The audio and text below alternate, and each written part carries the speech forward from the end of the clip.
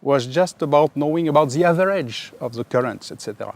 But now, and this is thanks to satellites, we are developing operational oceanography.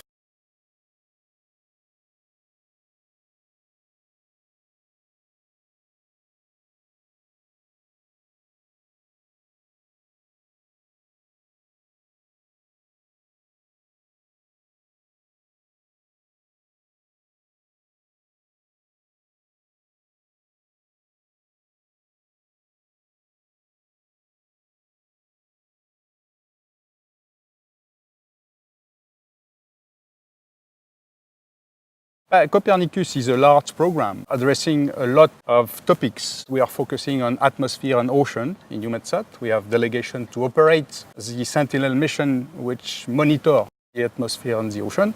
And Sentinel-3 is the main one, but JSON-3 is also a Copernicus mission.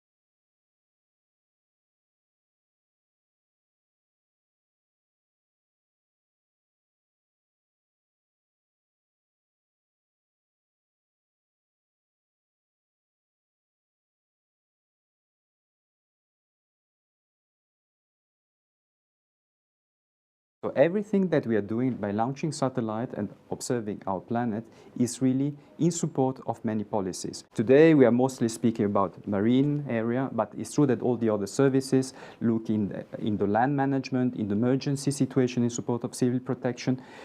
Another point that is quite important is the border surveillance. We are looking also into aspects of climate change. So really a lot of policies that are very important.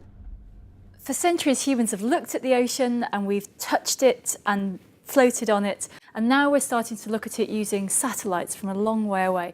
Tell me about how satellites are contributing to our picture of the oceans. Well, let's say 20 or 25 years ago, we tried using satellites for what they do very well, is to monitor the surface of the ocean very quickly and to provide us with a beautiful picture of what is the surface of the ocean. Quickly means in 10 days, for instance, they can cover everything.